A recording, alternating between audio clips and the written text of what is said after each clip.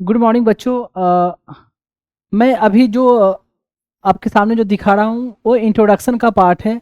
हालांकि जब ये वीडियो आपके पास जब अवेलेबल होगा तब तक मैं बता दूं कि मैंने पॉलिटी की जो पूरी सिलेबस है ऑलरेडी ख़त्म कर दिया है।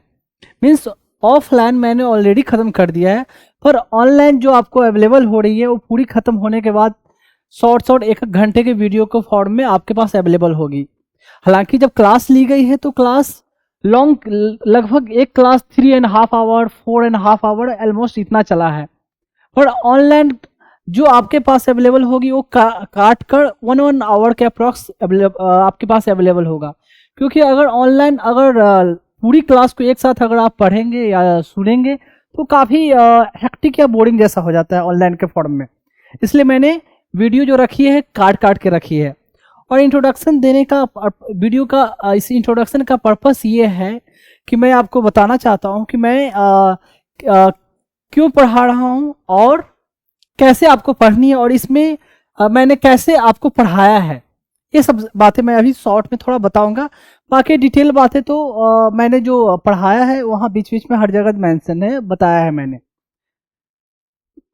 पहली बात मैं बता दूं कि मैं जिस लैंग्वेज को मैंने पढ़ाने में रखा है तो नोट्स के फॉर्म में या स्लाइड के फॉर्म में देखें तो मैंने कंप्लीट इंग्लिश रखी है, पर एक्सप्लेन करने में मैंने मिक्स लैंग्वेज का इस्तेमाल किया है, हिंदी एंड इंग्लिश। ये इस पर्पस से क्योंकि इंडिया के जो मैक्सिमम स्टेट का है तो मैक्सिमम स्टेट में मैक्सिमम बच्चे हैं, कुछ को छोड़कर, जो हिंदी समझ लेते हैं। खासकर जो गांव से जो बिलोंग करते हैं, जिनको या जो एफर्ट नहीं कर सकते, तो ऐसे बच्चे को समझने में आसानी हो, इसको देखते हुए मैंने इसे एक्सप्लेन हिंदी और इंग्लिश मिक्स में किया है। हालांकि मैं बता दूं कि मैंने जो पढ़ाई की है मैंने इंग्लिश में ही पढ़ी है। मेरे लिए भी हिंदी में एक्सप्लेन करना बहुत सारे बातों को डिफिकल्ट हुई है। तो कोई नहीं, फिर भी मैंने जितना हो सका है अच्छे तरीके से, डिटेल तरीके से मैंने एक्सप्लेन करने की कोशिश की है। एक तो ये कि मैंने इस लैंग्वेज को प्रीफर किया, ठीक है।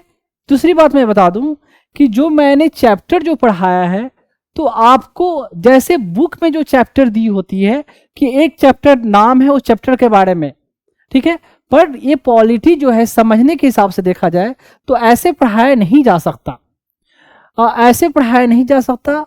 मैं अपना एक्सपीरियंस भी बता रहा हूँ उस आधार पर, और जैसे जैसे डिफरेंट इंस्टीट्यूट में पढ़ाई जाती है उसके आधार पर। क्योंकि मैं आपको बता दूं कि मैं बड़े बड़े इंस्टीट्यूट या ऑर्गेनाइजेशन, गवर्नमेंट हो या प्राइवेट में, हर जगह से बिलोंग कर चुका हूं, तो मुझे पता है कैसे कहाँ क्या होती है। तो अगर मैंने एक चैप्टर को पढ़ाया है ना, तो नोट्स के फॉर्म में बता दूं या जो स्लाइड के फॉर्म में जो मेंशन है आपको, वो एक चैप्टर के लिए पूरी मैंने नोट्स के फॉर्म में मेंशन किया है। पर एक चैप्टर को पढ़ाते वक्त मैंने डिफरेंट कई चैप्टरों को कवर किया है। जैसे उसमें कोई नाम भी आया, कोई डिटेल कुछ के बारे में आया, तो उसको मैंने डिटेल उसी समय मैंने खत्म कर दिया है। तो ऐसा नहीं है कि आप जब एक चैप्टर को मैं पढ़ा रहा हूं तो चैप्टर पर फोकस करोगे, क्योंकि अगर मैं सारे चैप्टर को या डिफरेंट सब्जेक्ट को भी बोलूं, अगर उनको लिंक करके ना पढ़ाऊं तो फिर एक टीचर को पढ़ाने का कोई मतलब ही नहीं बनता। बुक में तो सेम चीज वैसे मेंशन है तो कोई भी पढ़ ले, तो टीचर की क्यों जरूरत है? टीचर की जरूरत है कि आप अच्छे तरीके से समझ सके, और अच्छे तरीके से आप तभी समझ सकोगे जब मैं सारे को आपको लिंक करके पढ़ाऊंगा, ठीक है। तो आप इसका इंतजार आप नहीं करोगे कि वो चैप्टर जब आएगा तो ही मैं पढ़ूंगा। मैं क्लियरली बता दूं, मैंने अगर मेरा आप 1 घंटे का वीडियो अगर आप सुनते हो तो उसको आपको कवर करने के लिए 4 to 5 आवर आपको पढ़ना पड़ सकता है। जैसे कि एक चैप्टर सिंपल नाम मैं देता हूं, सपोज मैं पढ़ा रहा हूं हिस्टोरिकल बैकग्राउंड इंडियन पॉलिटी की पहली चैप्टर है, उसे पढ़ा रहा हूं। तो उसे पढ़ाने में हिस्ट्री के बहुत सारे चैप्टरों की बात आती है, तो मैं वहां उसको जाकर मैंने कवर किया है। तो जब भले ही आप ये चैप्टर एक पढ़ रहे हो, पर जब मैंने उन हिस्ट्री वाले पर्सपेक्टिव को भी कवर किया है, मॉडर्न हिस्ट्री हो या एंशिएंट हो, व्हाटएवर हो या मिडिवल हो, ठीक है, या कोई फिजिक्स का मैटर या केमिस्ट्री का मैटर, व्हाट एवर। तो जब मैंने वर्बली कवर किया है ना, तो आपकी ये रिस्पॉन्सिबिलिटी बनती है कि आप बुक में उस चैप्टर के बारे में जाओ, जो मैंने पढ़ाया वहां से आप पढ़ो। आप जब भी जाके पढ़ोगे तो जितनी बातें मैंने पढ़ाई है, अगर उसको ध्यान से पढ़ा, अगर रिटेन रखा, तो आप उस चैप्टर को इजीली वे में आप समझ सकते हो, समझने में कोई डिफिकल्टी नहीं होगी। हालांकि मैंने कोशिश की है डेप्थ में जाने की, पर कभी कभी यह भी हो सकता है कि मैं हर एक पॉइंट को वर्बली कवर ना कर पाऊं दूसरे चैप्टर से रिलेटेड। जैसे जिस चैप्टर को मैंने नोट्स के फॉर्म में कवर किया है, उसे डिटेल तो मैं गया ही गया, इतना डिटेल मैं जा चुका हूं कि उतना डिफरेंट बुक्स में भी आपको नहीं मिलेगी, उस चैप्टर पर्सपेक्टिव से बोलूं। पर जिसको मैंने वर्बली कवर किया है ना, तो उसको माइट भी मैंने पूरी जितनी बुक है उससे बियॉन्ड नहीं गया, ठीक है, पर आपको बुक में जाकर पढ़नी है और आपको समझकर उसको याद करना है, ठीक है। तो ऐसे, तो इसलिए मैंने बोला ना कि आप अगर सर्च कर देखोगे ना, तो सर्च करके कुछ चैप्टर का नाम ही आएगा, पर ऐसा लगेगा कि एक चैप्टर को रहते हुए बड़े में जब आप सुनोगे ना अगर, तो लगेगा कि बहुत सारे चैप्टर खत्म हुई है, ठीक है। तो इसलिए मैंने ये बता दिया कि आपको उतनी मेहनत करनी है साथ में। और इस एग्जाम को, जो एग्जाम के लिए मैं पढ़ा रहा हूं सिविल सर्विसेज के लिए, तो इस एग्जाम को क्वालिफाई करने के लिए कोई शॉर्ट फंडा नहीं होता या कोई क्रैश कोर्स नहीं होता है कि कोई किसी को 1 मंथ का कोर्स करा दे और you will be able to qualify. Nothing happens like that, I am telling you clearly, मैं आपको क्लियरली बता दूं। इस एग्जाम की छोड़ दो, यहां तक कि कोई ग्रुप डी के एग्जाम के लिए भी बात कर दूं ना, तो उस एग्जाम को क्वालिफाई करने के लिए किसी को 1 महीने का क्रैश कोर्स करवा दिया जाए और वो क्वालिफाई हो जाए, ऐसा नहीं होता है। अगर कोई ऐसा करते हैं तो आप खुद समझ लो ऐसा नहीं हो सकता। जब तक आप पहले से डेप्थ में नहीं गए हो, पढ़े नहीं हो, तब तक क्वालिफाई नहीं कर सकते। जब मैंने यहां पढ़ाया है तो मैंने प्रीलिम्स, मेंस, इंटरव्यू, ठीक है, प्रीलिम्स, मेंस, इंटरव्यू तीनों को पर्सपेक्टिव को देखते हुए मैंने कवर किया है कि प्रीलिम्स को ऐसा नहीं कि जब पढ़ाई जाती है तो प्रीलिम्स के लिए अभी पढ़ेंगे, मेंस के लिए बाद में पढ़ेंगे और वो क्वालिफाई होने के बाद इंटरव्यू की तैयारी करेंगे। बिल्कुल नहीं, ऐसा नहीं होता है। तो बीच बीच में हर चीज को मैंने डिस्कस किया है, जो मेरा भी एक्सपीरियंस रहा है, एक तो ये सब चीज, तो सारी चीज को मैंने कवर की है। अब खुद पढ़ोगे, जब सुनोगे, देखोगे, तो आपको खुद ये पता चल जाएगा। देख, तो ये कोई, क्योंकि कुछ बच्चे ऐसे बोलेंगे कि मैं किसी चैप्टर को बहुत डिटेल में गया, बहुत डेप्थ में गया, तो क्यों डेप्थ में गया, मैं सब चीज दिखाऊंगा कि एग्जाम में कैसे कैसे क्वेश्चन पूछे गए हैं, कैसे लिखना है। जब ध्यान से वाकई में सुनोगे, क्वेश्चन देखोगे मतलब मैं सब दिखाऊंगा सामने, तो आपको लगेगा कि इतना भले ही डेप्थ में पढ़ाया है, पर ये इतना डेप्थ, ये भी फिर भी ऐसा नहीं कि बहुत डेप्थ है, इतना हमें जानना है। क्योंकि जिस एग्जाम के लिए पढ़ रहे हो ना, ऑफिसर के लिए, क्लास ए ऑफिसर, IAS, IPS, IFS और व्हाटएवर जितने सारे सर्विसेज उस एग्जाम के लिए पढ़ रहे हो, तो उस एग्जाम के लिए बच्चों के पास उतनी कैलिबर होनी चाहिए, क्योंकि उस ढंग से वहां आपको परफॉर्म करनी है, वहां काम करनी है। इसलिए मैं आपको बता दे रहा हूँ कि ऐसे आप कितने बच्चे सोचे हैं कि बहुत डिटेल टफ है, ये है, ये बकवास पढ़ा रहे, इतना जाने की जरूरत ही नहीं है। तो ऐसा अगर सोचोगे तो ऐसे क्वालिफाई होने से रहा नहीं हो सकते। जो फैक्ट है, जो फैक्ट बात है। अब कितना घंटा पढ़ना है, ये सब वो बीच बीच में मैं डिस्कस करूंगा। एक तो ये समझ गए कैसे पढ़ना, की लैंग्वेज में क्यों कवर किया और कितनी आपको मेहनत करनी है, ये बता दिया। मैं दूसरी बात मैं बता दूं कि मैं जो ये पढ़ा रहा हूं उसका पर्पस क्या है। उसका पर्पस मेरा क्या है कि बेसिकली ये पढ़ाना, एक तो बच्चों को मतलब जो गरीब बच्चे भी है वो भी समझ सके, एक तो ये, ठीक। दूसरी बात, इसको पढ़ाने का मेरा एक और पर्पस क्या है कि मुझे एक तरह से मैं बता दूं कि फंड रेज करना। उन बच्चों के लिए मैं फंड रेज करना चाहता हूं जो बच्चे ऑर्फेन या अनाथ है, जिनकी कोई नहीं है दुनिया में, माँ बाप कोई नहीं है, ठीक है। तो उन बच्चों के लिए मैं फंड रेज कर रहा हूं। और दैट्स मैं पर्सनली बता दूं कि मेरा ये जो ड्रीम है, गोल है, लक्ष्य है, व्हाटएवर बोले आपको, कि इंडिया के हर स्टेट से मिनिमम मैं एक बच्चे को मैं अडॉप्ट करूं, मिनिमम एक, हर इंडिया के हर एक स्टेट से। तो उसे, उन बच्चों को नर्चर करने के लिए, नरिश करने के लिए, परवरिश करने के लिए मुझे सफिशिएंट अमाउंट की जरूरत है। तो उसके लिए एक तो ये पढ़ा रहा हूं ताकि मैं फंड रेज कर सकूं बच्चों के लिए, ठीक है। एक चीज मैं बता दूं कि जो मैं पढ़ाऊंगा तो मैंने जिस टाइप की जो आपको क्वालिटी दी है, आपको देने की कोशिश की है, तो आपको अगर किसी इंस्टीट्यूट में आपने पढ़ा होगा या जिन्होंने भी पढ़ा होगा, आप कंपेयर कर लेंगे, मैंने मैक्सिमम से मैक्सिमम बेस्ट से बेस्ट देने की कोशिश की है। ठीक है, तो ऐसा नहीं है कि मैं ही बेस्ट हूँ, बेस्ट तो कोई भी हो सकते हैं, पर डिफरेंट डिफरेंट इंस्टीट्यूट में भी अच्छे तरीके से पढ़ाई जाती है, पर उनका टाइम कंस्ट्रेंट, मतलब टाइम की कमी हो जाती है कि वो 2.5 घंटे या 3.5 घंटे का होता है एक क्लास मतलब पर डे का क्लास। तो 9 महीने 10 महीने 11 महीने में सिलेबस खत्म करते हैं, तो कैसे खत्म कर पाएंगे? मैं भी रह चुका हूँ वहां से, मुझे पता है, पर मेरे पास ऐसा कोई रिस्ट्रिक्शन है नहीं, तो मैंने पूरी डिटेल में पढ़ाई है। तो मैं बता रहा था उन बच्चों को, बच्चों के लिए देखें, आप कितने लोगों ने मुझे बोला कि आप कितना भी अच्छा पढ़ा लो, आप फंड रेज नहीं कर सकते ऑनलाइन के जरिए। ट्रू, चलो कोई मान लिया भी जाए, पर जिनको ये खुद रियलाइज होगा वो खुद देंगे, कोई कंपलसरी नहीं है। और कोई ऐसा मेरे पढ़ाने में ऐसा नहीं है कि जब तक आप लिंक को पेमेंट नहीं करोगे आप आगे देख नहीं सकते। आराम से सबके लिए ओपन है, सब लोग देख सकते हैं, उसमें कोई रिस्ट्रिक्शन नहीं है। तो देने की जब इच्छा हुई, जो मैं काम कर रहा हूं, मैंने भी कभी नहीं सोचा था कि I will be able to do this thing, या मुझे ये काम करूंगा। जैसे आम लोगों की तरह सबकी होती है कि एक अफसर बनकर बढ़िया से एक अच्छी तरीके से लाइफ गुजारनी है। मैंने भी लगभग जब आप लोग की उम्र में था तो ऐसे ही सोचा था, पर कब लाइफ में क्या चेंज हो जाती है पता नहीं होता, और कब हो जाता है। तो ऐसे जिनको खुद लगेगा, अगर ईश्वर ने, खुदा ने, अल्लाह ने, वाहिगुरु ने और जीसस ने जब मुझे ये अपने आप में मन में ये करने के लिए लाया भावना, तो सामने वाले के मन में खुद आ जाएगी। ठीक है, तो ये है। एक बात और बता दूं, जो चैनल हो गई या यूट्यूब की चैनल, फेसबुक, ट्विटर, इंस्टाग्राम, उसके बारे में डिटेल, वो मैं चैप्टर जब खत्म होगा, चैप्टर खत्म मतलब इस टॉपिक को या इस हर क्लास के खत्म होने के बाद मैं उसको दिखा दूंगा।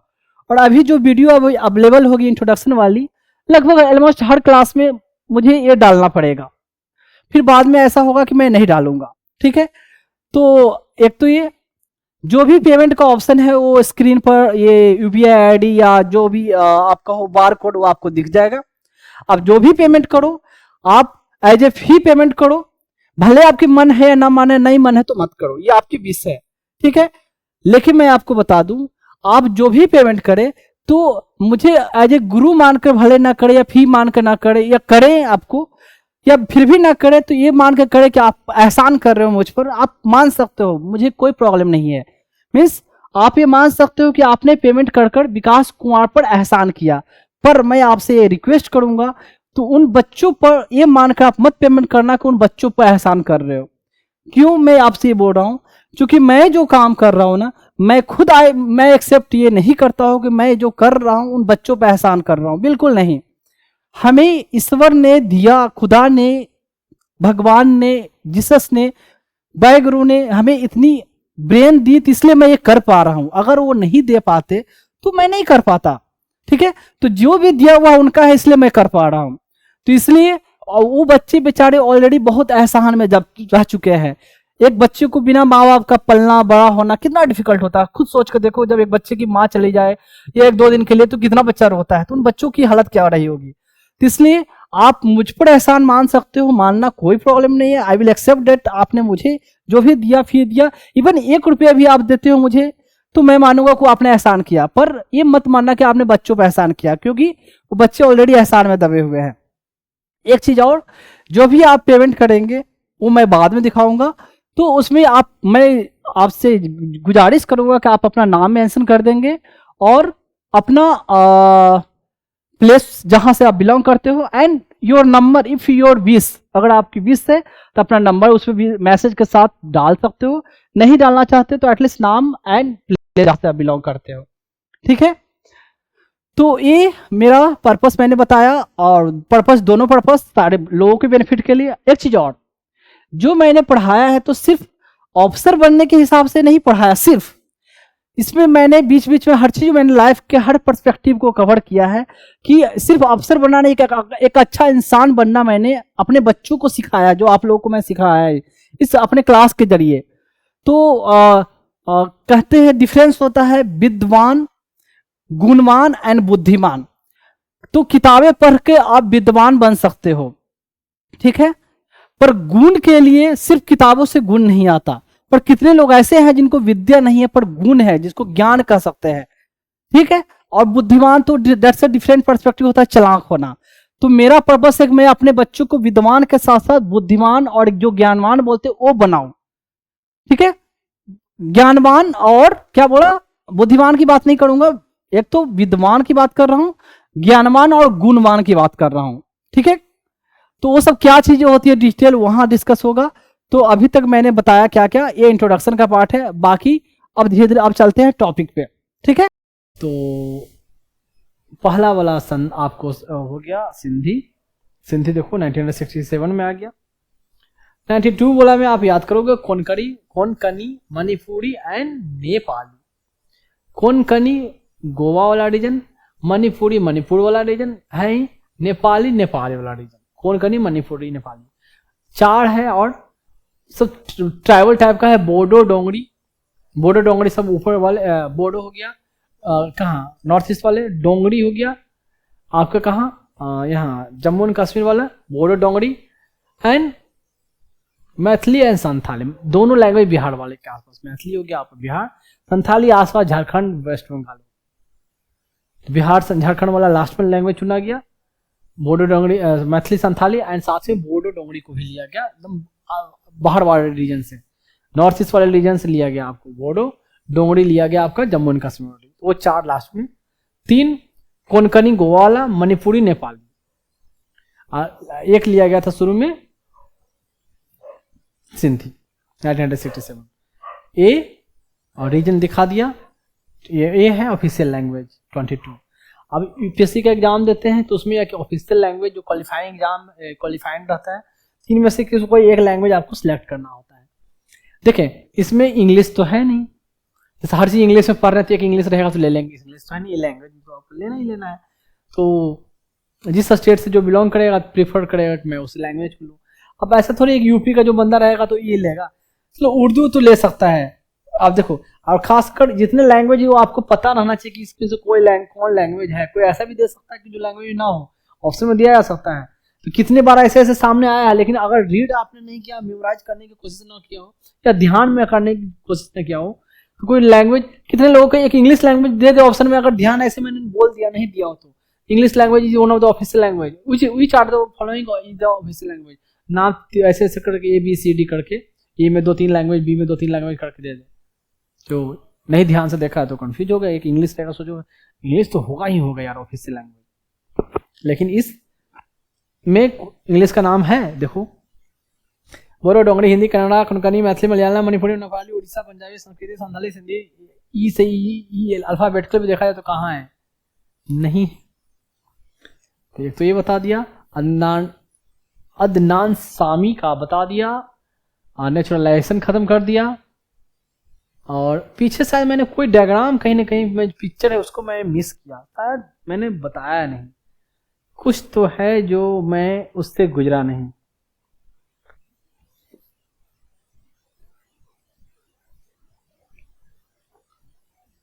ये बच्चा भी दिखाया मैंने,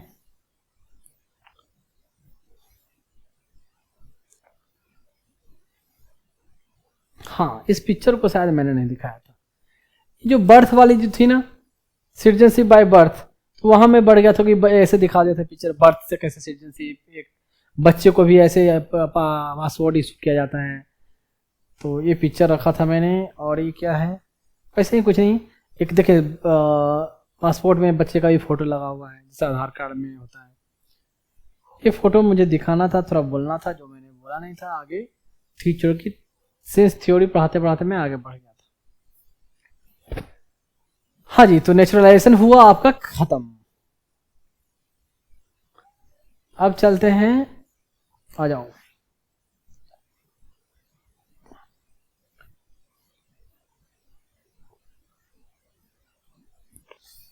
ओहो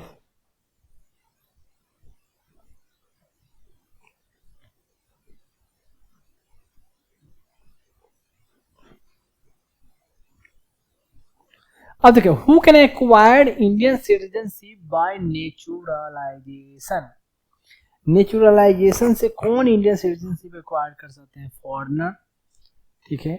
NRI, overseas Indian, all of the above. Overseas Indian 5 साल है वहाँ, है ना, तो 12 महीना रह रहे हैं तो भी चलेगा, ठीक है। अब है फॉरेनर NRI, तो NRI नॉन रेसिडेंट इंडियन को बोलते हैं, एंड फॉरेनर जो विदेश में रह रहे हैं। तो नेचुरलाइजेशन के लिए तो क्राइटेरिया था ना कि पहला क्या है उनमें से फॉलोइंग, एक तो हाँ फॉरेनर जो यहाँ सर्विस कर रहे हैं, सर्विस में है, उसमें बताया 12 महीने में रह रहे हो, और उसके बाद 14 साल वाला क्राइटेरिया, 14 साल के बाद 11 साल वाला क्राइटेरिया, उसमें फॉरेनर ही हैं। जो पाकिस्तान से जो लोग आए, कहीं ना कहीं फॉरेनर की बात है। और ये है NRI होता है non resident Indian. Non resident Indian उसको बोलते हैं, देखें, नॉन रेसिडेंट इंडियन उनको बोला जाता है जो इंडियन सिटीजन है लेकिन रह रहे हो फॉरेन में, उनको नॉन रेसिडेंट इंडियन बोला है, NRI, नॉन रेसिडेंट। तो साथ में एक पीरियड का है कि जो 82 कम से कम कोई किसी फाइनेंशियल ईयर में वो 80 इंडिया से बाहर मोर देन 182 डेज, अगर इंडिया से 182 दिन से ज़्यादा बाहर इंडिया से बाहर रहा हो तो उनको NRI कंसीडर किया जाएगा, ठीक है। या ऐसे नॉर्मली मानते हैं कि जो इंडियन सिटीजनशिप जिनको हो, इंडियन पासपोर्ट हो उनके पास, और इंडिया से बाहर रह रहे हैं, तो सिंपल भाषा में उनको भी NRI कंसीडर किया जा सकता है। तो जो 182 डेज वाला जो क्राइटेरिया मैंने बोला ना, वो इनकम टैक्स एक्ट के अनुसार ऐसे है, बाद में कोई 60 डेज ऐसे इनकम टैक्स एक्ट। लेकिन NRI उनको कहते हैं मान लें इंडियन सिटीजन हो, यहाँ का पासपोर्ट हो, बाहर रह रहे हैं, तो नेचुरलाइजेशन में तो किसी को भी दिया जाता है। और NRI तो ऑलरेडी सिटीजन तो है ही ना, ऐसा थोड़ा कि नहीं सिटीजन है, NRI सिटीजन है इंडिया के। तो आ गया foreigner and overseas Indian and all of this. तो इस ऑप्शन में एक तो आपका फॉरेनर भी आंसर में आएगा एंड ओवरसीज इंडियन भी आएगा। NRI तो ऑलरेडी है ही, तो अगर 2 आ रहा है तो ऐसे बेस्ट देखा जाए तो आपका ऑल ऑफ द एबव मारोगे तो, लेकिन ये ऐसे कॉम्प्लिकेटेड नहीं पूछेंगे। लेकिन आपका एग्जैक्ट आंसर क्या होगा, फॉरेनर और ओवरसीज। NRI तो है ही, नॉन रेसिडेंट इंडियन मैं आगे बताऊंगा। अगर यहाँ तक अभी नहीं पता है तो आप ऑल ऑफ द एबव मारोगे ऐसे, यहाँ तक में जो पढ़ाया। लेकिन NRI ऑलरेडी इंडिया के सिटीजन है, इंडियन पासपोर्ट है, फर्क ये वो सिर्फ फॉरेन में रह रहे हैं, वो कहते हैं नॉन रेसिडेंट इंडियन। तो अब है a citizen acquiring citizenship through naturalisation से मिला, may belong to any country without qualification. क्या इनमें से ऑप्शन होगा, may keep the citizenship of any other country. Other country का सिटीजनशिप रखने की तो बात ही नहीं होती, गलत। Must either reside in India or serve the government of India at least 1 year immediately preceding the date of publication। 1 year वाला क्या है, 12 month है ही, मस्ट either reside है या तो इंडिया में रहे या सर्विस में रहे। May acquire this it in special cases only. Special cases क्या हो, तो ऐसे भी नेचुरलाइजेशन कोई बहुत बड़ा स्पेशल नहीं है। और फर्स्ट ऑप्शन क्या है, may belong to any country without qualification. किसी भी कंट्री से बिलोंग करे नेचुरलाइजेशन के तरह, ऐसा तो नहीं है। एक तो बाद में क्राइटेरिया लगा 3 देश वाला। तो आपका जो ऑप्शन जो आएगा must either reside in India और serve the government of India at least 1 year immediately preceding the date of application.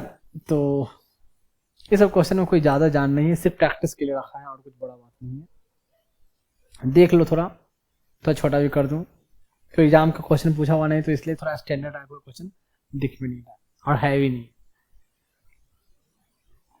ठीक।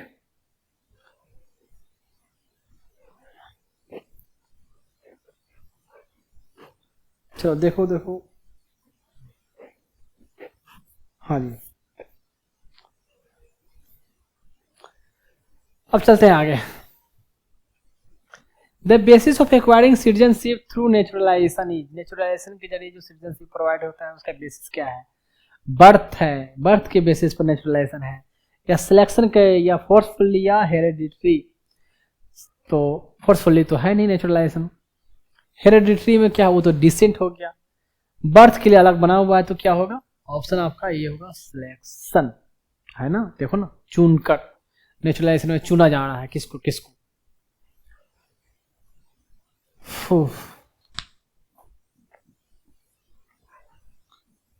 अब देखो ये है, find the correct statements regarding the acquisition of Indian citizenship. तो इस ये पहले का है question, find the correct statement regarding the acquisition of Indian citizenship. If citizenship of India is to be acquired by registration के द्वारा acquired होता हो, 1 year residence in India is essential. Registration हुआ है तो 1 year इसेंशियल है यहाँ residence होना। तो देखो इसेंस कहाँ, रजिस्ट्रेशन में मैंने बताया था ना, पर्सन ऑफ इंडियन ऑरिजिन 7 साल था, एक person of Indian origin even बाहर भी रह रहा हो तो भी वहां तो रेसिडेंस का कुछ नहीं था। एक तो इसेंशियल हो गई। If citizen is to be acquired by naturalisation, the person concern must have resident in India for 5 years। 5 years must कहाँ है नेचुरलाइजेशन के लिए, कितने साल है नेचुरलाइजेशन के लिए। अब देखो एक तो ये हुआ 5 year बोला, 5 year किसके लिए किया गया है नेचुरलाइजेशन है 5 year, 3 कंट्री में वो कम्युनिटी वाले मुस्लिम छोड़कर उनके लिए किया गया है। और if born in India only that person can acquire citizenship at least one of whose parents is an Indian. तो born in India acquire citizenship only one of whose parents is an Indian. तो born in में एक तो पहले वाला में शुरू वाला में 3 था, फर्स्ट वाला में कोई भी सिटीजन ना चलेगा, दूसरा वाला में कम से कम, बोर्न वाला में क्या था कि आइदर ऑफ पेरेंट्स, और थर्ड वाला में आइदर ऑफ पेरेंट्स के साथ साथ रजिस्टर भी करवाना है। Born in India only that person can acquire citizenship at least one of whose parents in an Indian. ये सही है थोड़ा। Rules regarding the citizenship of India shall not be applicable to Jammu and Kashmir. कहाँ, अब तो जम्मू एंड कश्मीर का अब तो सब जगह रूल एप्लीकेबल होगा। तो ऑप्शन देख लिया, बता दिया आंसर भी मैंने। तो जो भी क्वेश्चन है आई एक्सेप्ट, क्वेश्चन में स्टैंडर्ड नहीं है।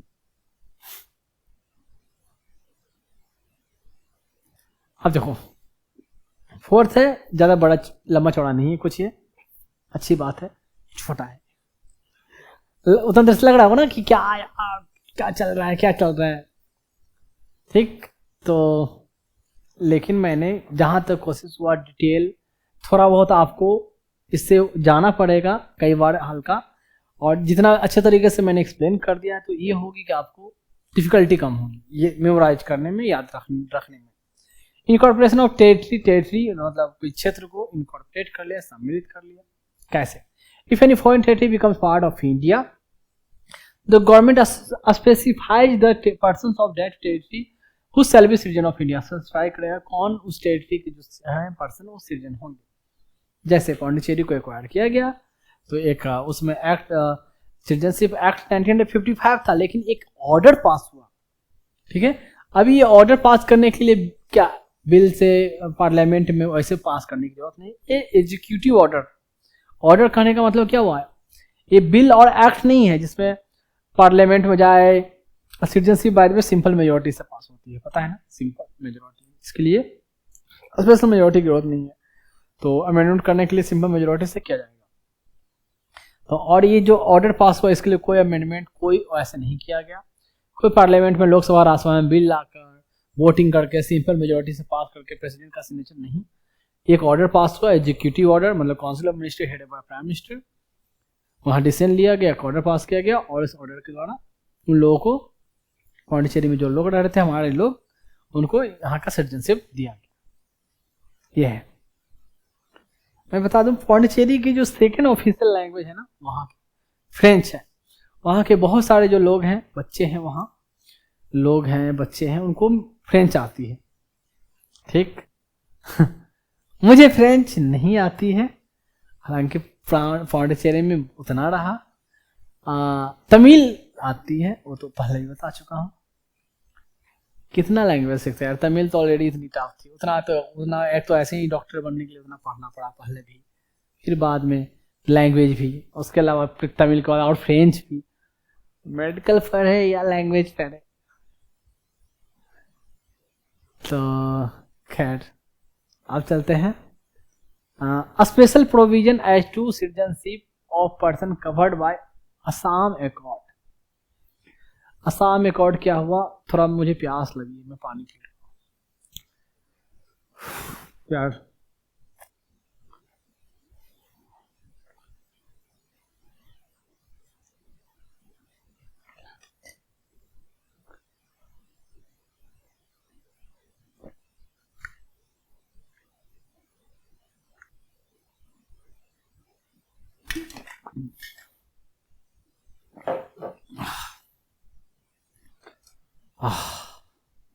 हाँ जी, तो ये असम अकॉर्ड क्या है थोड़ा मैं बता दूं। देखो क्या है असम अकॉर्ड का जो पीरियड देखोगे, एक अमेंडमेंट हुआ कॉन्स्टिट्यूशन में 1986 जो बताता हूँ, 1985 में हो चुका था, इन फोर्स हुआ 1986 में।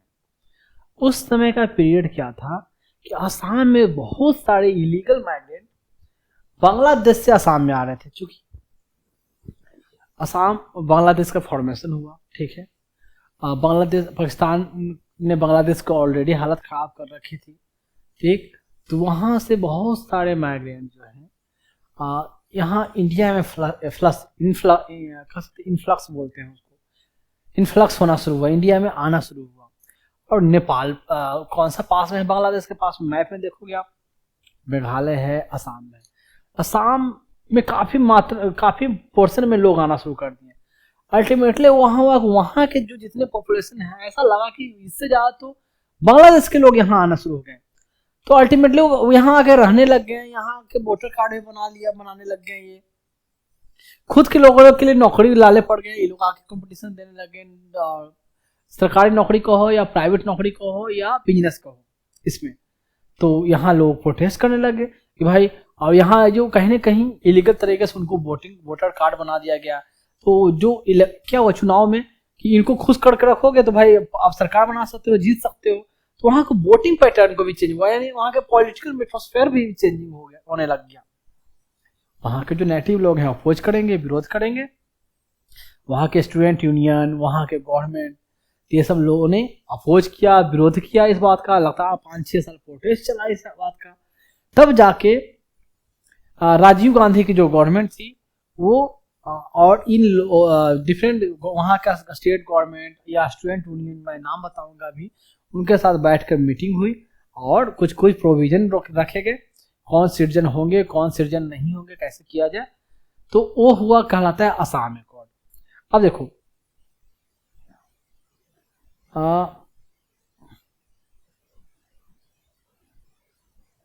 जो मैं बता रहा था कि जो लार्ज स्केल जो immigration took place after the war and impacted local population and electoral process जो बताया, and unduly influencing the election in Assam. अब देखो असम अकॉर्ड जो साइन हुआ था ना 15 अगस्त को आजाद हुआ 1985 में, among the union of India, Bharat सरकार, स्टेट गवर्नमेंट ऑफ असम, ये एक दो नाम आपको मिलेगा, all Assam student of union, ASSU, all यहाँ थोड़ा सा मिस हुआ है, AASU होगा, ऑल असम, ठीक है, ऑल असम स्टूडेंट, कहाँ गया, AASU, थोड़ा मैं लिख भी देता हूँ यार, इसमें कोई चेंज करने की जरूरत नहीं है मुझे, पहले जिसमें मुझे बदलना पड़ गया था। ये आपका ये हो जाएगा AA, all Assam student of union, ठीक। ये आएगा आपका ऑल असम गण संग्राम परिषद, तो ये आपका कहलाएगा ऑल असम गण संग्राम परिषद। तो ये आपका हो जाएगा यहां से, ये हो जाएगा यहां से, ऑल असम गण संग्राम परिषद, all Assam student of union, ये दो government of Assam and union of India. तो ये इस चारों लोग का मीटिंग हुआ, साइन हुआ कुछ कुछ एग्रीमेंट, जो मैं आपको दिखाऊंगा। ठीक है, तो ये छोटा लग रहा है क्या?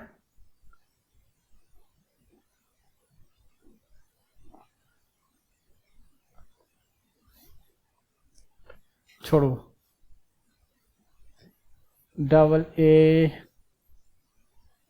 AAG ऑल असम गण संग्राम परिषद, ये आपका होगा AASU, AASU। ठीक है, तो ये हुआ असम अकॉर्ड। अब चलते हैं पीछे। इसके में आपको ये पिक्चर भी है, राजीव गांधी कैसे, ये सब जो मेंबर हैं उनके उनके जो रिप्रेजेंटेटिव हैं, ये सब आकर बैठकर बातचीत हो रही है, डिस्कशन हो रही है। उस समय देखो प्राइम मिनिस्टर का, जहां भी इनकी मीटिंग चल रही होगी, ये एग्जैक्ट लोकेशन का मुझे भी नहीं पता, असम में हो रही थी या दिल्ली में हो रही थी, यह है। उसमें शायद एसी नहीं होगा, पंखा टेबल फैन जो आज रहती है, आज तो ऐसा हो गया हर कोई के पास एसी। आई थिंक एसी का जो ज़्यादा जो चला जो शुरू जो मैक्सिमम घरों में लगभग पिछले 10-15 17 लगभग कस 20 साल, लास्ट 20 ईयर में से ज़्यादा हुआ। 20 ईयर से पहले बहुत कम लोगों के घर में एसी होता था, मतलब 2005 से पहले की बात कहा जाए तो बहुत कम लोगों के घर में होता था, और ये तो 1985 की बात है। प्राइम मिनिस्टर के पास भी देखो फैन लगा हुआ है, 2 टेबल फैन लगी हुई है। तो चलो चलते हैं शुरू में, special provision. Citizenship of person covered by Assam accord. The citizenship amendment act 1985 जो इन फोर्स में आया 86 में, added the following special provision as to the citizenship of person covered by the Assam accord which related to foreigner issue का, विदेशी issue का। तो इसमें जो पहला पॉइंट है, देखें अब देखें असम से जो लोग आएंगे कौन सिटीजन होंगे कौन नहीं होंगे। इसमें all person of Indian origin who came, Indian origin आए बिफोर 1 Jan 1986, सॉरी 1966 होगा, 1966, 1 जनवरी 1966 से पहले। तो ऑल person of Indian origin who केम बिफोर 1 Jan 1966 टू असम, असम में आए बांग्लादेश से, from Bangladesh, and who have been ordinarily resident in Assam since the date of their entry into the Assam shall be deemed to be citizen of India as from 1 Jan 1906। कहने का मतलब कि ऐसे पर्सन जो 1 जनवरी 1966 से पहले बांग्लादेश से असम में आए, उनको ये माना जाएगा और यहाँ रह रहे हैं लगातार, को उनको एज्यूम किया जाएगा कि इंडिया के सिटीजन हैं। ठीक है, shall be deemed to be citizen of India as from, तो 1 जनवरी 1966 से ही इंडिया के सिटीजन हो गए, इससे पहले आ गए तो, और यहाँ रह रहे हैं। 1 जनवरी 1966 में क्या हुआ, इंडिया का वार पाकिस्तान के साथ कब हुआ, 1965 सितंबर की बात है, सितंबर 1965, 2-3 महीने में 1965 खत्म हो गया। तो एक जो कट ऑफ डेट रखा गया 1 जन 1966, उससे पहले तो ये डेट रखा गया। अब देखें, मैंने परमिट सिस्टम वाला में बताया था, परमिट सिस्टम जो था आज़ादी के टाइम में बाद जो परमिट सिस्टम, देखना उसमें पॉइंट लिखा हुआ है। तो परमिट सिस्टम वेस्टर्न पाकिस्तान के लिए था, ईस्टर्न पाकिस्तान के लिए ओनली फॉर फ्यू पीरियड, कब 1965 के आसपास, वो मैंने मेंशन किया, देखना जाके पीछे जाकर, ठीक है, वो मेंशन किया। तो वो जब 19 जब वार हुआ उस समय परमिट सिस्टम कुछ पीरियड के लिए यहाँ भी लाया गया था, कि तभी आएंगे उनको जब परमिट सिस्टम इशू हो, हमारे कंसुलेट रहेंगे बांग्लादेश में, और जो आना है उनको ये परमिट सिस्टम के जरिए ये सब चीज नाम रजिस्टर करवाना होगा।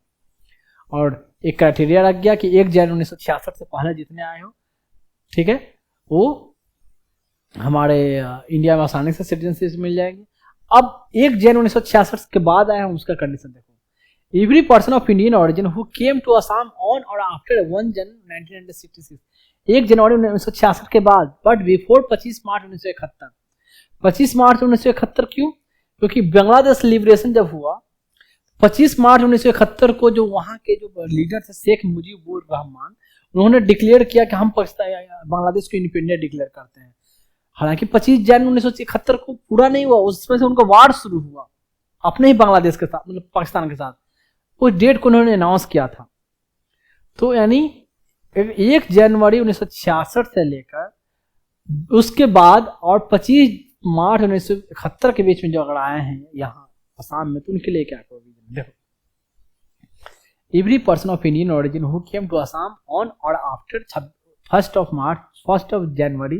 1 जनवरी 1966, बट 25 मार्च 1971 से पहले from Bangladesh and since the date of entry into Assam, तो जब से एंट्री किए असम में, who has been ordinarily resident in Assam, और असम में ऑर्डिनरली समान तरीके से रह रहे हैं, and who has been detected to be a foreigner, जो विदेशी डिटेक्ट किए गए हैं, आगे रह रहे हैं और उनको कहीं रजिस्ट्रेशन करके डिटेक्ट किया गया कि फॉरेनर है।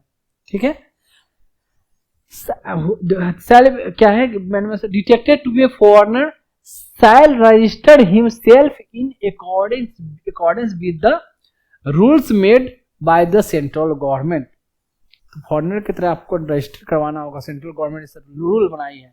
इस पीरियड में आए हो तो, उससे पहले आए थे, उससे पहले अगर आए थे आप 1 जनवरी 1966 से पहले आ गए थे, सिटीजन हो गए। इसके बाद आए तो सिटीजन नहीं हो गए, पहले आपको फॉरेनर की तरह रजिस्टर करवाना होगा और आराम और आसानी सामान्य तरीके से यहाँ रह रहे हो, कोई दंगा फसाद नहीं कर रहे हो, कोई क्राइम में इन्वॉल्व नहीं हो। अब है कहा गया such a registered person shall be deemed to be a citizen of India, ये माना जाएगा कि भारत के नागरिक हैं, फॉर ऑल पर्पसेस, सारे पर्पस के लिए, उद्देश्य के लिए, as from date of expiry of the period of 10 year, यानी रजिस्टर कर लिए फॉरेनर, 10 साल आप रहोगे फॉरेनर के, उस रजिस्टर फॉरेनर की तरह 10 साल रहने के बाद ही, जब 10 साल खत्म हो जाएगा तो ही, from the date of expiry of period of 10 years from the date on which he has been detected to be a foreigner. अब देखें, ये तो हो गया 10 साल बोला, but in the intervening period of 10 years he shall have the same right, 10 साल के पीरियड में सेम राइट, प्रिविलेज, सारे अधिकार होंगे, विशेषाधिकार होंगे, प्रिविलेज होंगे, and obligation as a citizen of India except that the right to vote. मतलब एक तो सिटीजन, इसे 10 साल से आगे यहाँ रजिस्टर करवा ली फॉरेनर की तरह, यहाँ रह रहे हो, सिटीजन को जो राइट मिलता है सब मिलेगा, लेकिन सिर्फ वोट देने का राइट नहीं मिलेगा। वो राइट कब मिलेगा? जब 10 साल एक्सपायर हो जाएगा। सच क्या लिखा? Such a registered person shall be due to be a citizen of India for the all purposes as from date of expiry of a period of 10 years from the date on which he has been detected as foreigner, but in the intervening period of 10 years, तो 10 साल के बाद citizen मिल गए तो vote भी दे सकते हो, लेकिन 10 साल से पहले जो पीरियड है आप यहाँ रह रहे हो तो कैसे, एकदम ऐसे कोई राइट नहीं मिले। हाँ, shall be the same right, privilege and obligation as a citizen of India. सिर्फ वोट देने का अधिकार नहीं होगा, बाकी सिटीजन को जो भी अधिकार है आपको मिलेगा, वोट नहीं दे सकते। यानी वोट लेने के लिए ऐसा नहीं कि सबको बांग्लादेश से पाकिस्तान में यहाँ घुसा दे, आसाम में वहाँ की सरकार, किसकी भी सरकार हो, और इनको वोटर कार्ड तुरंत इशू करके यहाँ वोट देने का राइट दे दे। एक तो सिटीजनशिप मिलेगा, या तो सिटीजनशिप तो 10 साल के बाद मिलेगा। अब एक 10 साल रहेंगे तो उसके बीच में हमारा पढ़ना लिखना खाना पीना रोजगार का क्या होगा, तो ठीक है ये सब मिलेगा, लेकिन सिर्फ वोट देने का राइट आपको 10 साल लगातार रह लोगे तो ही मिलेगा। ये हुआ असम अकॉर्ड में दूसरी बात। ठीक है, तो तुरंत वोटिंग का राइट नहीं मिला, 10 साल लगातार रहो बेटा, 10 साल रह लोगे, शांति से रह लोगे, तो उसके बाद हम वोटिंग का राइट उनको देखेंगे। एक तो ये हुआ।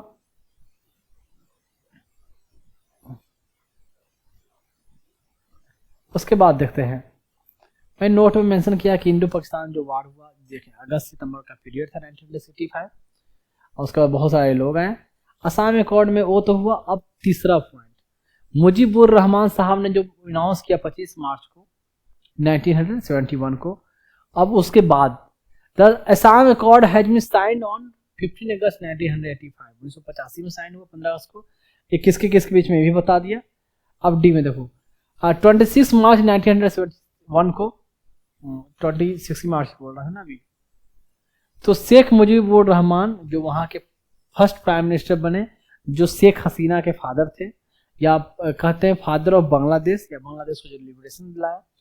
तो वो देखो बांग्लादेश का जब फ्रीडम पढ़ा जाता है ना, तो हम लोग जो इंडिया बांग्लादेश पाकिस्तान तो एक ही था, हम लोग इंडिया की जो फ्रीडम है कब कब पढ़ते हैं, 1947 वाले फ्रीडम, उससे पहले वाले। लेकिन इनका जो फ्रीडम का जो हिस्ट्री में है ना, उसको फ्रीडम वाला हिस्ट्री नहीं, इनका फ्रीडम जो शेख मुजीबुर रहमान साहब 1971 में जो इनका जो उनके यहाँ जो घटना हुआ, तो उनके यहाँ जो फ्रीडम स्ट्रगल पढ़ा जाता है ना इंडिपेंडेंस के बारे में बांग्लादेश का, तो वो ही उनकी हिस्ट्री में पढ़ा जाता है।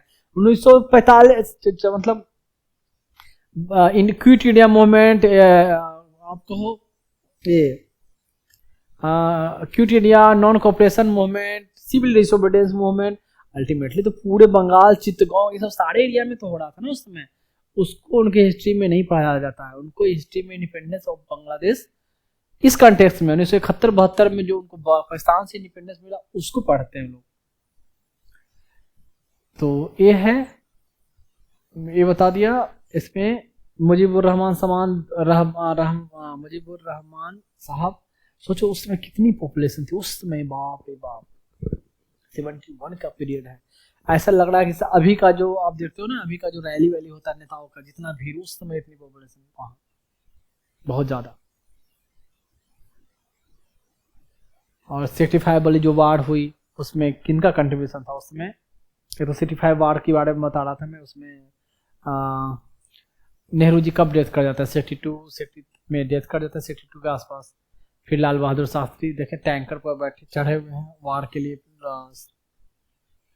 क्या सोल्जर को इनकरेज करते हुए, प्रोत्साहित करते हुए।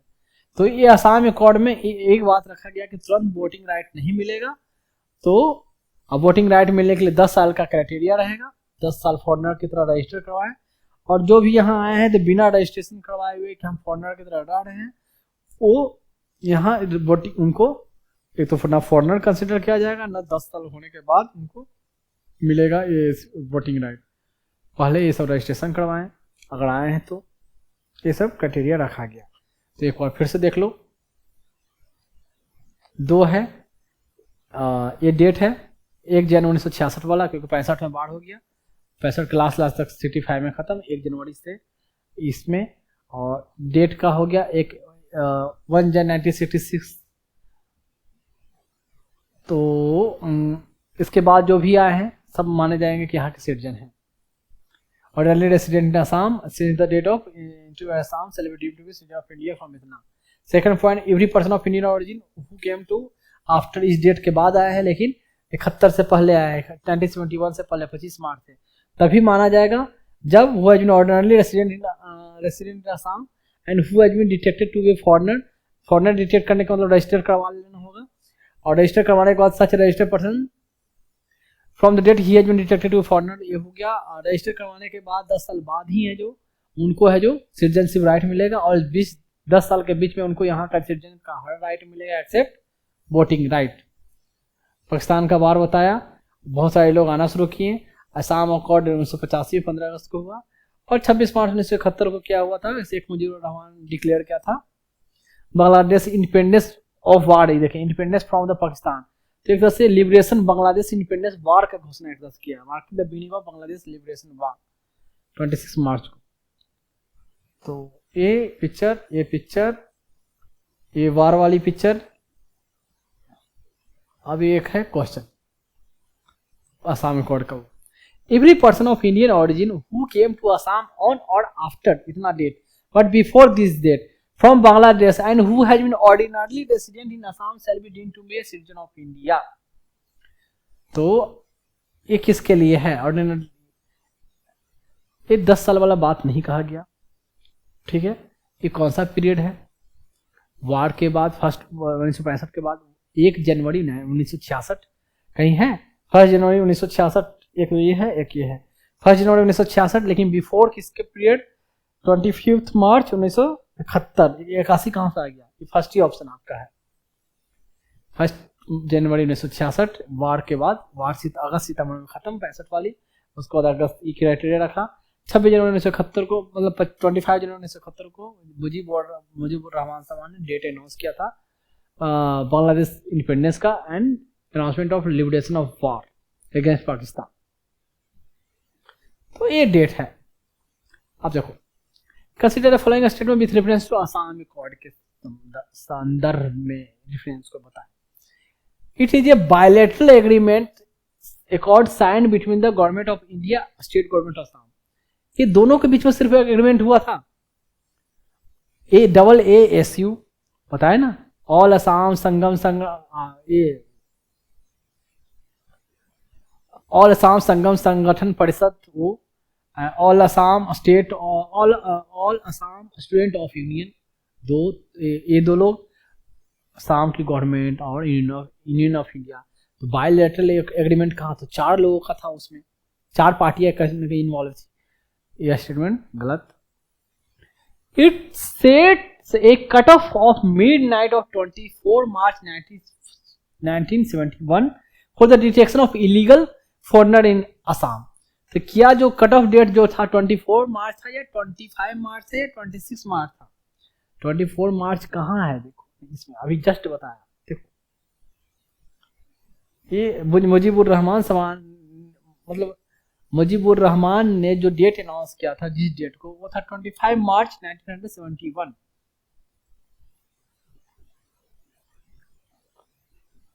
24 मार्च 1971, तो वो डेट रखा गया, यहाँ दिखाया गया क्वेश्चन में क्या है? 24 मार्च। तो ये ऑप्शन आपका हो जाएगा गलत। तो दोनों की दोनों गलत। तो क्वेश्चन पूछता which of the following statement is not correct? Not correct, तो दोनों नॉट करेक्ट है, दोनों हमारा। तो बहुत 1 अब देखें, मैं अभी बता दूं, पहले एग्जाम में क्वेश्चन जो पूछा जाता था, अब क्या यूपीएससी पूछा जाते हैं, ये नॉट करेक्ट अगर पूछा गया तो उसको हाईलाइट करके एग्जाम में देखोगे हाईलाइट किया रहता है। बहुत पहले क्या मैं बता दूं, आई थिंक 20 साल पहले जब क्वेश्चन पूछे जाते थे कोई भी कॉम्पिटिशन एग्जाम में, तो नॉट करेक्ट को हाईलाइट नहीं करते थे, नॉर्मल लिख देते थे। बहुत सारे बच्चे आंसर देके आते थे ना, जब बाद में आते थे क्या इसका आंसर नहीं दिया, तो कोई पूछे ये दिया, तो पूछा था नहीं सही है। मैं सोचा यार सही कौन सा है, क्योंकि ज्यादातर तो ये पूछते ना कोई कौन होगा इसमें, कौन करेक्ट है। नॉट करेक्ट बहुत कम में पूछते हैं, तो उसको हाईलाइट नहीं करते थे। बाद में क्या हुआ, केस हुआ या क्या हुआ, अब ऐसा हो गया कि जब नॉट करेक्ट पूछा था स्पेशल आपको हाईलाइट करना है, यानी पूछ रहे हो गलत कौन है। आपको एक प्रोटोकॉल, एक आ गया गाइडलाइन है या जो भी कहो, ये इंस्ट्रक्शन है, जब आप नॉट करेक्ट पूछ रहे हो तो उसको हाईलाइट करना। अगर नॉट करेक्ट को हाईलाइट ना करे, कम से कम 20-30% स्टूडेंट उसको भी गलत कर दे, करेक्ट समझ के कि पूछ रहा है कौन सा स्टेटमेंट सही है। लेकिन वो 20 साल पहले वाले क्वेश्चन में हाईलाइट नहीं करते थे, बिल्कुल जो अल्फाबेटिकल जो कलर में या जो साइज में लिखा हुआ उसी फ्रंट साइज में लिखते थे। तो ये हुआ। अब देखो, और 7th है special provision as to citizenship of person migrated from Afghanistan, Bangladesh और पाकिस्तान, जो बार बार चर्चा हो रहा है, इस पर ही उतनी बवाल मची हुई थी। ये 2019 सिटीजनशिप अमेंडमेंट एक्ट है, जो 95 में पढ़ रहा हूँ। देखो बीच में इसका पार्ट घुसा, बीच में कैसे डिफरेंट अमेंडमेंट हुए उसका घुसाया ही बीच में। 92 हो, 86 हो, 2003 हो या 2005 का अभी तक कुछ नहीं आया, बाद में आएगा। देखो इसमें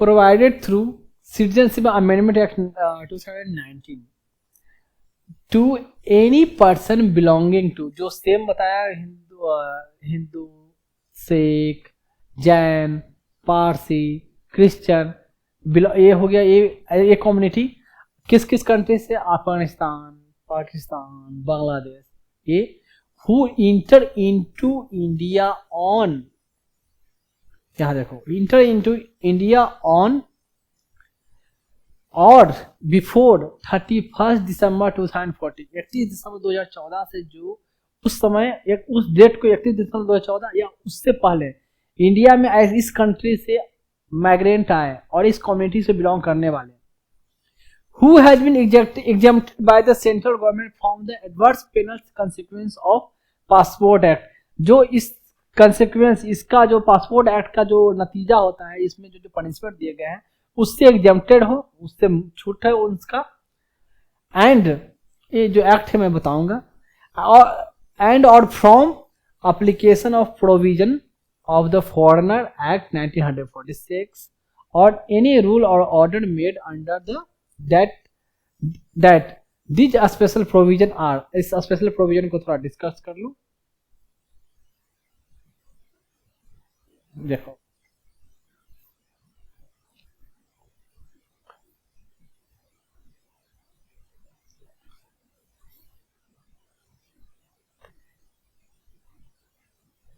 एक तो इनके लिए एक कम्युनिटी इस कंट्री को इस डेट से पहले आए, ठीक है, और इस एक्ट के कॉन्सिक्वेंसेस से इनको एग्जेम्प्टेड हो, तो एनी रूल और order made under the act and these special provision are, ये स्पेशल प्रोविजन क्या है पहले उसको मैं डिस्कस कर लूं। दीज स्पेशल प्रोविजंस आर,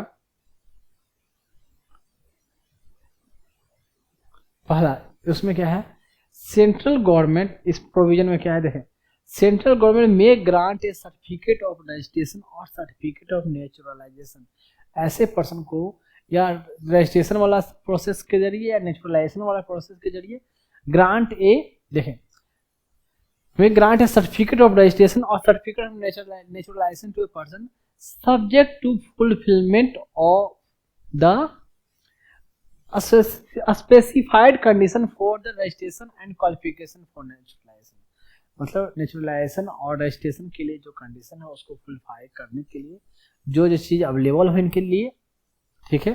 साथ में और देखो, person granted the certificate of registration और naturalisation shall be deemed to be a citizen of India from date of his entry into India.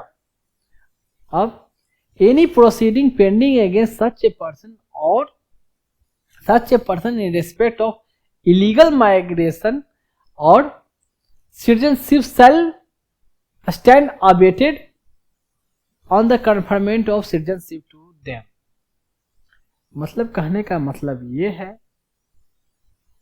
कि ऐसे पर्सन जो इंडिया में, कहने का मतलब जो लोग इस कम्युनिटी से बिलोंग करते हैं, इस कंट्री से आए, इंडिया में आए, पहले से इन पर कोई इनको इंडिया सिटीजनशिप नेचुरलाइजेशन के जरिए, रजिस्ट्रेशन के जरिए आराम से दे सकती है।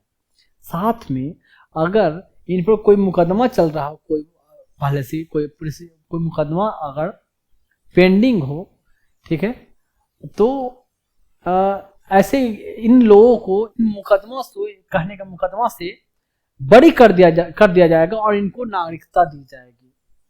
ये कहने का मतलब any proceeding pending against such a person in respect of illegal migration, मतलब कहा है कि ये लोग यहाँ आए हैं, रह रहे हैं, अगर पहले से कोई केस चल रहा, मुकदमा चल रहा कि इलीगली आए हैं इंडिया में, इलीगल माइग्रेशन और सिटीजनशिप, मतलब इलीगल माइग्रेशन और सिटीजनशिप का इन पर क्लेम किया हुआ कि इलीगली सिटीजनशिप लिया, illegal migration shall stand abated on conferment of citizenship, मतलब इनको सिटीजनशिप हम प्रोवाइड करके जितने सारे मुकदमे चल रहे हैं ये सब इससे रिलेटेड सबको खत्म कर दिया जाएगा।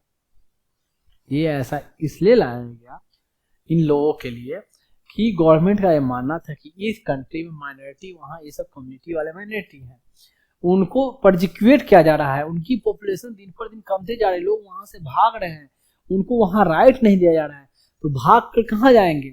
जो उनका कंट्री जो पास में जो हिंदू कंट्री, हिंदू मतलब जहाँ मेजोरिटी हिंदू का पॉपुलेशन, वहाँ जाएंगे वो, क्योंकि बांग्लादेश, पाकिस्तान, अफगानिस्तान, इन लोगों ने तो अपने आप को मुस्लिम कंट्री मान रखा है, बना रखा है, तो वहाँ हिंदुओं को कोई वैल्यू नहीं है, सिख को, क्रिश्चियन को, तो लोग आएंगे तो उनको हम इधर उधर भटक रहे हैं, तो उन लोगों को हम सहारा दें, अपने पास रखें, ठीक है, उनको परजिक्यूशन हो रहा है, तो उनको सपोर्ट करने के लिए, उनको मदद करने के लिए कि हमारे पास नागरिकता दिया जाए, तो उनको नागरिकता देने का प्रोविजन रखा गया। अब नेचुरलाइजेशन से देखो दिया जाएगा तो 11 साल के बजाय कितना रख दिया गया था, 5 साल कर दिया गया था कि 12 साल से लगातार रह रहे हो, उससे पहले 14 साल में 11 साल कम से कम रहा हो या नौकरी किए हो, है ना। लेकिन वो 11 साल में भी इनके लिए कर दिया गया 5 साल। अब नेचुरलाइजेशन में कोई फुलफिल न हो तो भी दिया जा सकता है, ये तो बता रखा है गवर्नमेंट ने कि कोई डिस्टिंग्विश सर्विस दिया है साइंस में। अब रजिस्ट्रेशन के जरिए मैंने बताया है कि क्या क्या क्राइटेरिया है, किसको किसको दिया जा सकता है, तो वो सब के जरिए किसी को ये सब इनको पर्सन को आराम से सिटीजनशिप दिया जाएगा। समझ गए। तो ये है, इसमें कोई बड़ा नेचुरलाइजेशन वाला वहां बताया, रजिस्ट्रेशन वाला बताया। इन पर्सन के लिए कोई केस मुकदमा चल रहा हो तो उनको सब खत्म कर दिया जाएगा और इनको सिटीजनशिप देने का ये प्रोविजन इनके लिए ये रखा गया।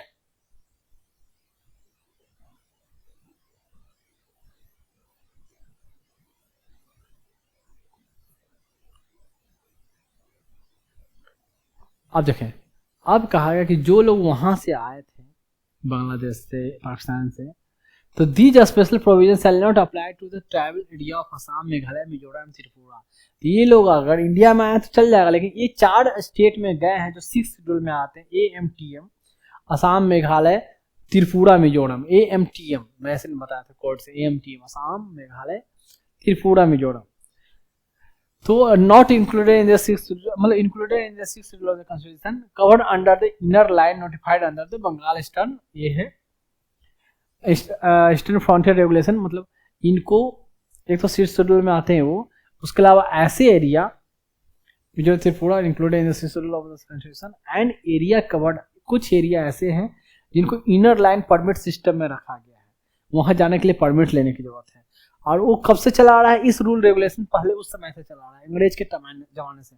तो ये एरिया और उस एरिया जो इनर लाइन परमिट जोन वाले एरिया है, वहां अगर वो बिलोंग जाते हैं तो वहां उनको सिटीजनशिप नहीं मिलेगा, वहां नहीं जा सकते, रह सकते। उसके अलावा इंडिया में कहीं भी जाते हैं तो उनको प्रोसेस है नेचुरलाइजेशन के जरिए, और उसके जरिए सिटीजनशिप दिया जाएगा। रजिस्ट्रेशन के जरिए उसमें भी उनका पीरियड कम कर दिया गया है, चाहे तो सबको दे दे, नेचुरलाइजेशन के नाम देकर सबको दे सकते हैं, बता रखा है आपको। और रजिस्ट्रेशन का तो वो प्रोविजन उनके लिए, उस कंट्री वाले लोगों के लिए दिया गया है। अब चलता हूं मैं पीछे, जो बीच में मेरा अपना छूटा है, यहाँ passport act and foreigner act. तो इस लाइन को मैं थोड़ा फिर से बोलूंगा। देखें, special provision as to the citizenship of person migrated from, वहां से माइग्रेट हुए, प्रवास हुए अफगानिस्तान से, बांग्लादेश से, पाकिस्तान से, provided through the citizenship amendment act 2019। Any person belonging to Hindu, Sikh, Jain, Parsi, ये सब, और क्रिश्चियन कम्युनिटी फ्रॉम द ये अफगानिस्तान, बांग्लादेश और पाकिस्तान इंटर्ड इनटू इंडिया और ऑन और बिफोर। अब ये डेट क्यों रखा गया, देखो जून जुलाई में बीजेपी गवर्नमेंट आई, ठीक है। उस गवर्नमेंट के आने के बाद बॉर्डर पर बहुत टाइट कर दिया गया, आना जाना काफी रिस्ट्रिक्शन लगा दी गई, काफी इंक्वायरी, जांच पड़ताल, पेट्रोलिंग सब शुरू हो गया, आना जाना। तो उसके बाद बीजेपी गवर्नमेंट आने के बाद काफी रिस्ट्रिक्शन हो गए, स्ट्रिक्ट हो गए बॉर्डर पर, इसलिए 5-6 महीना तो काफी स्ट्रिक्ट थे। तो अब एक डेट रख दिया गया कि 31 दिसंबर को डेट रख दिया गया, before 31 December 2014, and who had exempted from the central government, central government से एग्जेप्टेड है किस चीज के regarding, from the adverse penal consequences of the passport act 1920 का और फॉरेनर एक्ट 1946 में जो पेनल दंड की जो सजा दी गई है उससे एग्जेप्टेड है, उससे बड़ी किए हुए हैं। वो है who has been exempted inter into India और international, and who has been exempted by the central government from the adverse penal consequences of the passport act 1920 और from the application of provision of the foreigner act 1946 और any rule और order made under that these special provision are. तो कौन special इसके लिए provision थे, और मैंने बताया these special provision are a central government में ग्रांट है certificate of registration, special provision ये है कि रजिस्ट्रेशन के जरिए ग्रांट कर सकती है, नेचुरलाइजेशन के जरिए, और खासकर वो उसमें एग्जेम्प्टेड हो, मतलब सेंट्रल गवर्नमेंट नोटिफाई करेगी कि ये फॉरेनर एक्ट का जो पिनल कॉन्सिक्वेंस है, पिनल दंड वाली सजा है, इन पर नहीं लगेगा, और इनको रजिस्ट्रेशन से हम नेचुरलाइजेशन के जरिए इनको हम सिटीजनशिप प्रोवाइड करते हैं। सर्टिफिकेट ऑफ रजिस्ट्रेशन और certificate of naturalisation to a person subject to the fulfilment of specified condition for registration and qualification for naturalisation के लिए जो क्वालिफिकेशन बताया, और रजिस्ट्रेशन के लिए जो प्री कंडीशन। पर्सन ग्रांटेड क्या है? Person granted the certificate of registration और naturalisation shall be deemed to be a citizen of India from date of his entry into India. जब से वो इंडिया में एंट्री किया उसके पहले मतलब उससे माना जाएगा कि यहाँ का सिटीजन है। अब जो दो वर्डिंग जो आ रहा है ना, पासपोर्ट एक्ट, पेनल सीक्वेंस, वो मैं थोड़ा बताता हूँ तो और ज्यादा क्लियर होगा, पासपोर्ट एक्ट वाली और फॉरेनर एक्ट वाली। और जो भी इनके पहले जो भी केस पेंडिंग हो सिटीजनशिप से रिलेटेड, जो भी मैटर इलीगल माइग्रेशन से, वो सब उससे बरी किए जाएंगे। और ये अप्लीकेबल नहीं होगा इन ये वाला एक्ट किसके लिए? ये रीजन के लिए, 6th शेड्यूल वाले और इनर लाइन परमिट वाले रीजन जो है उसके लिए। तो अब है चलते हैं passport act.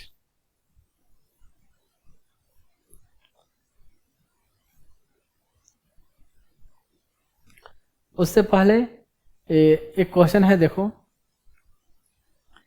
Provision of citizenship in Indian constitution became applicable in, कब? Provision of citizenship in Indian constitution became applicable in, भारतीय संविधान में, कॉन्स्टिट्यूशन में सिटीजनशिप का जो प्रोविजन है कब से एप्लीकेबल हुआ? 55 में सिटीजनशिप एक्ट आया। ये तो कॉन्स्टिट्यूशन में मेंशन नहीं है। कॉन्स्टिट्यूशन में जो जो मेंशन है इनफोर्स कब हुआ? 26 जनवरी 1950 से। तो ऑप्शन ये होगा ना कि 1955, जो क्योंकि इंडियन कॉन्स्टिट्यूशन की बात कहा जा रहा है, और जो हम एक्ट जो अभी सब पढ़ रहे हैं ये कॉन्स्टिट्यूशन में मेंशन नहीं है। क्लियर है? तो अब है ये सिटीजनशिप अमेंडमेंट एक्ट का 2019 का पिक्चर। अब हम चलते हैं पासपोर्ट एक्ट, जो मैंने इसमें जो आया है 2 टर्म, उसको देख लेंगे। उसको देखने के बाद मैं फिर वापस आऊंगा।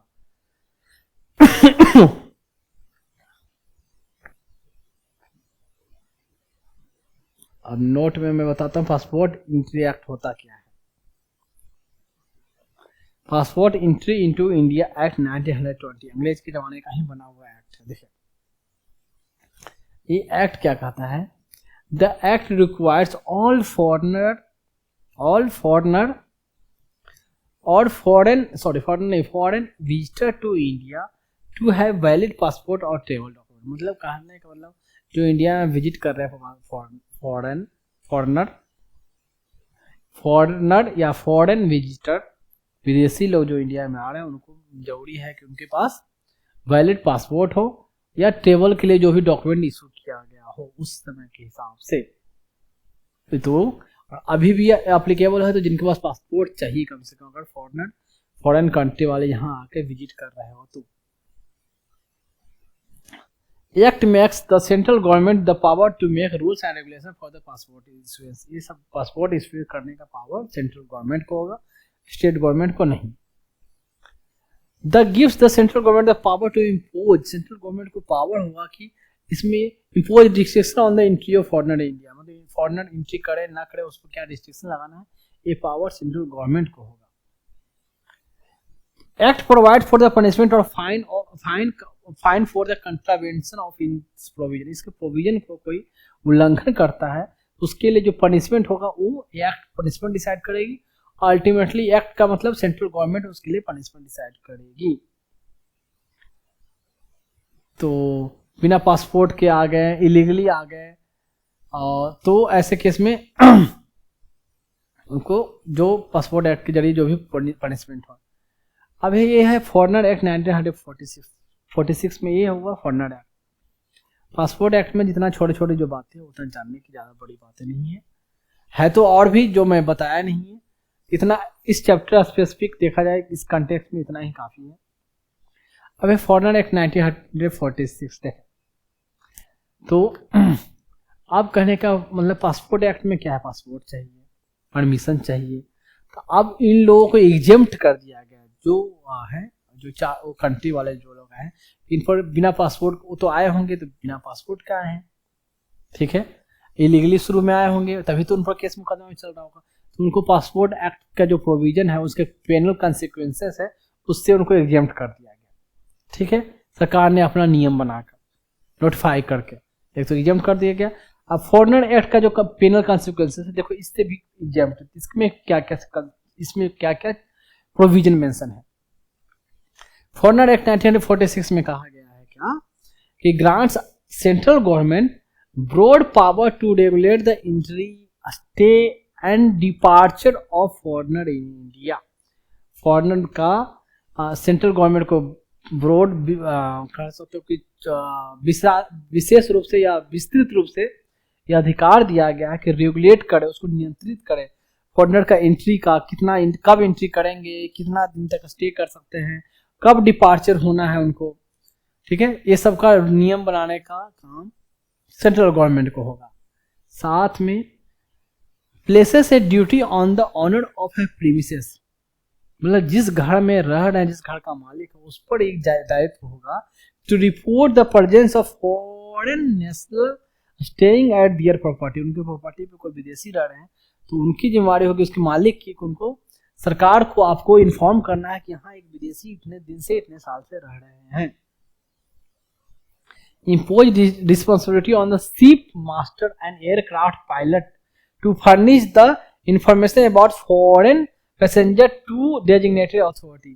मतलब कोई विदेश से यहाँ आएगा, या तो शिप से, जहाज, पानी वाला जहाज से आए, या एयरक्राफ्ट से आए, साथ में अगर कोई व्हीकल्स और लैंड रूट से अगर आता है, ट्रेन को नहीं कहूँगा, बाकी कोई अदर फोर व्हीलर, ठीक है, तो यहाँ आता है, तो अगर तो उनकी रेस्पॉन्सिबिलिटी होगा कि उनको आपको बताना है डेजिग्नेटेड अथॉरिटी कि ये सब विदेशी हमारे गाड़ी में या हमारे जहाज में यहाँ आए हैं।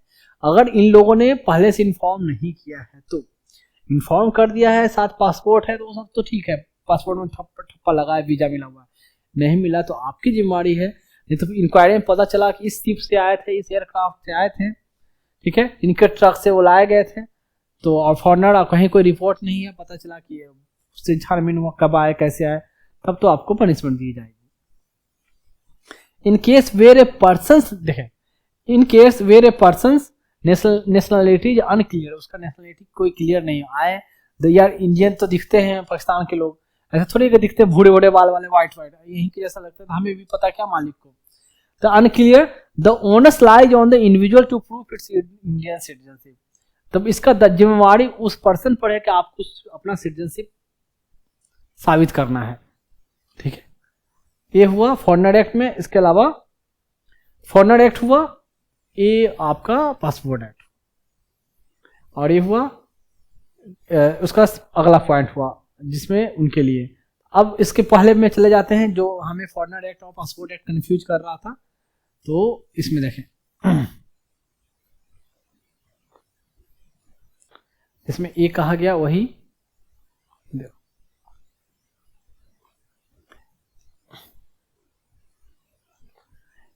Any person belonging to Jain, ये कम्युनिटी अफगानिस्तान से, बांग्लादेश से, ये पाकिस्तान से, हु इंटर इनटू इंडिया में इंटर किए ऑन और बिफोर इस डेट से पहले, 31/2004 से पहले, and who has been exempted by the central government from the adverse penal consequences of the passport act, जिनको एग्जेम्प्ट किया गया है, ये सब इसके कॉन्सिक्वेंसेस है, और from the application of provision of the foreigner act 1946 और एनी रूल और order made under the that, उस समय सरकार ने कोई नियम बनाया हो, कानून, तो जिनके तहत आपको ये सबसे एग्जेम्प्ट कर दिया जाता है, और ये कंट्री से, ये कम्युनिटी वाले बिलोंग कर आए हो तो।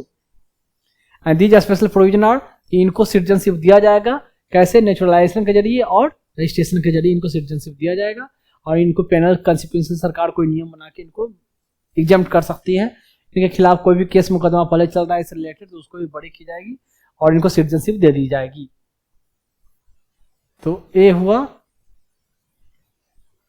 यहाँ पर, we made it to be citizens of India from the date of entry into India. Any proceedings are pending.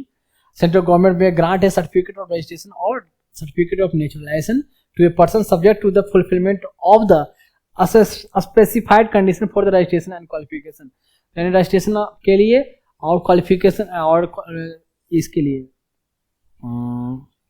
Naturalisation के लिए फुलफिल जो कंडीशन करते हैं। तो गवर्नमेंट चाहे तो उसमें तो नेचुरलाइजेशन को तो और ब्रॉड कर दिया गया है, चाहे तो सबसे मुक्त किया जा सकता है। तो इनके लिए प्रोविजन कहीं ना कहीं उनको सिटीजनशिप, उनके लिए कहीं रिबेट दिया गया या रियायती दी गई या रिलीफ दी गई। वहाँ जो प्रोजिक्यूशन हुआ तो इंडिया में कम से कम आके आप रेजिडेंशिप हम आपको प्रोवाइड करेगा, आप यहाँ रह सकते हो। तो ये रहा फॉरेनर एक्ट, पासपोर्ट एक्ट और ये कंट्री वाले। अब और इन खत्म होने के बाद मैं बता दूं, थोड़ा सा मैं अपने चैनल के बारे में कोई प्रमोट एडवर्टाइज नहीं कर रहा, बस थोड़ा सा बताना पड़ता है। ये हमारे चैनल जो आप YouTube पर जो देख रहे हो उसका तो नाम ऑलरेडी पता चल गया होगा, तभी आप खोल के देख रहे हो। तो ये YouTube पर चैनल इस नाम से है, और मेरी जहां भी लोगो होगी हमारा तिरंगा वो होगा। फेसबुक पे, ट्विटर पे, जिसको एक्स बोलते हैं, या यूट्यूब पे या इंस्टाग्राम, वेरीवर।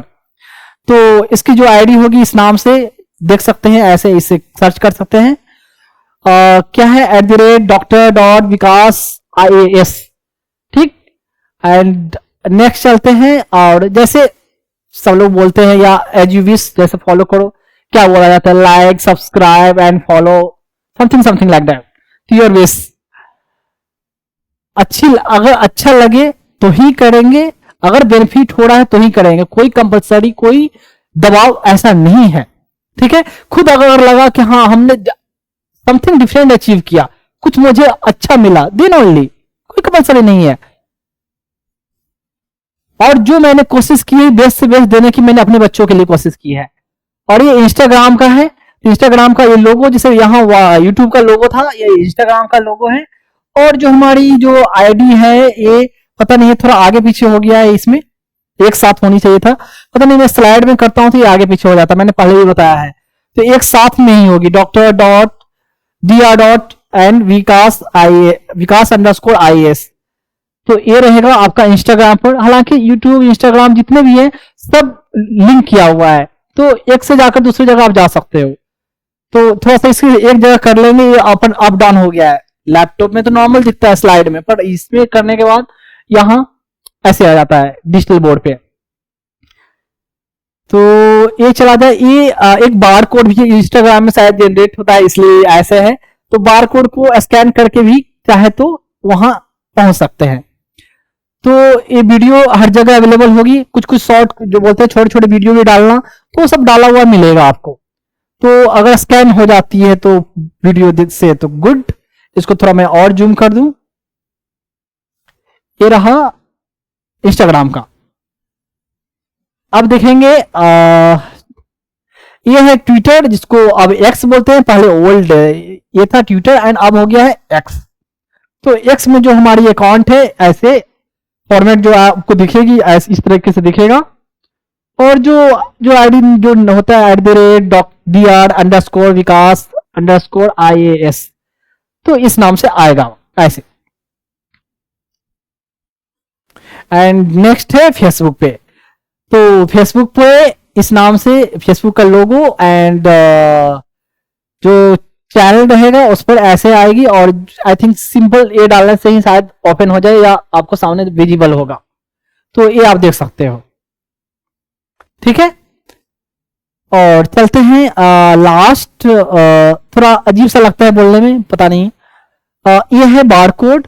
मैंने जो पर्पस बताया किन बच्चों के लिए मैं ये कलेक्ट कर रहा हूं, मैं एक बात बता दूं कि जिन बच्चों के लिए मैं कलेक्ट कर रहा हूं ना, वो ऐसा नहीं है कि वो ऑर्फेंज रहेंगे, उनको मैंने अपनाया है। तो एज ए उन बच्चों का सिर्फ जैसे मैं बता दूं, कोई अपने बच्चों को पालता है, कोई बाप अपने बच्चों को पालने के लिए मेहनत करता है, ठीक है।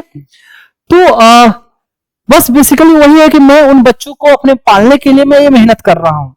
तो उन बच्चों का सिर्फ मैं बाप ही नहीं हूं, मैं उन बच्चों का माँ भी हूं, दोनों हूं। तो सोचे मुझे उससे कितनी ज्यादा मेहनत करनी पड़ेगी, ठीक है। कोई मैं एनजीओ, मैं क्लियरली कर दूं कि मैं कोई एनजीओ नहीं चला रहा हूं, कि एनजीओ अगर चलाऊंगा तो पर्पस तो वही होगी, बात तो वही होगी कि बच्चे ऑलरेडी तो कोई अनाथालय एनजीओ कोई चला रही है, तो वहां से लाके मैंने फिर से यहाँ अनाथालय में झोंक दिया। तो ये कोई एनजीओ नहीं है, ये मेरे बच्चे होंगे, तो इसलिए उनके लिए मैं लोगों से डोनेशन नहीं मांग रहा हूं। मैं जिनसे भी मांग रहा हूं, जो फी मांग रहा हूं, जो गुरु दक्षिणा बोले वो मांग रहा हूं, ना कि डोनेशन की बात मैंने की है। तो मैं अपने बच्चों के लिए एज ए बाप की तरह, एज ए बाप है, नहीं सिर्फ बाप एंड माँ दोनों की तरह मैं उनके लिए मेहनत कर रहा हूं, ठीक है, उनके नरिशमेंट के लिए, और उनके लिए मैं फंड रेज कर रहा हूं, पैसे कलेक्ट कर रहा हूं। तो ये पर्पस है, ना कि है कि डोनेशन मांगना या चंदा मांगना उन बच्चों के लिए, बिल्कुल नहीं। तो ये क्यूआर कोड है, गूगल पे का है, शायद आपको दिख जाए, स्कैन हो जाएगी वीडियो से, नहीं होती है तो फिर कोई बात नहीं, नीचे यूजर कुछ यूपीआई आईडी मैंने ऐसे मेंशन कर दिया है, ये योर विश, ये है यूपीआई आईडी एंड थोड़ा बड़ा account number and IFSC code.